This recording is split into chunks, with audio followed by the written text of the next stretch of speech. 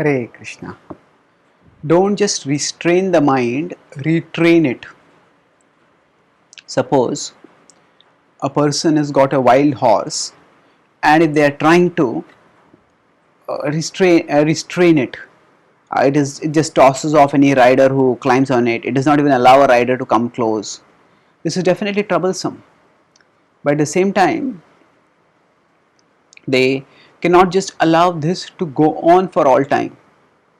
Ultimately, they need to train the horse, and training the horse means that they need to make sure that the horse is disciplined and works constructively.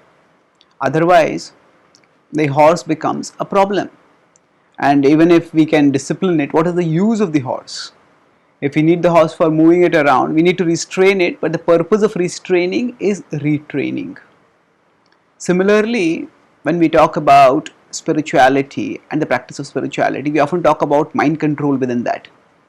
Now, the purpose of controlling the mind is not simply to control it. We are not here to just restrain the mind, because the mind ultimately cannot not think of anything. It has to think of something. So the key thing is that we direct the mind towards thinking something constructive. So the Bhagavad-gita tells us in 6.6 that Bandhuratmatmanastasya yenatmaivatmanajitah anatmanastu shatrutve vartetatmaiva shatruvat.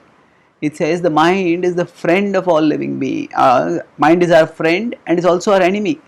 The mind is the friend when it's controlled, and it is enemy as long as it remains uncontrolled. So now later on, Krishna tells us how actually the mind is vital for us to function in this world. Shotram chakshuh sparshanam cha rasanam ghranam eva cha adhishtaya manaschayam vishayanupasevate.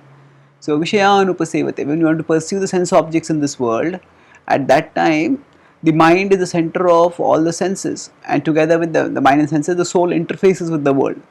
The mind is a vital part of our interfacing mechanism. Just as say if a person is on a ranch, big ranch, then that person needs a horse to move around. So like that, in this world, we need the mind to function, to move around in this world. So what is important for us is to recognize the necessity of the mind.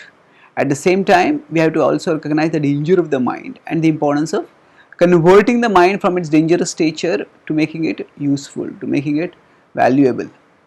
But how do we go about doing this? Going about requires a certain amount of purification. Bhakti yoga, the process of bhakti yoga enables us to retrain the mind. That means rather than letting the mind go off to dangerous, destructive things, we focus the mind on Krishna, make sure that it gets purified thus, and when it is purified, the training is wherever the mind wanders, bring it back. Yo yam tanum bhakta shad. Yo tato yato nischalati manaschanchala astiram tatastato niyam yaitat atmanyeva shamnayet. So 6.26 Krishna says, wherever and whenever the mind wanders, bring it back under the control of the self.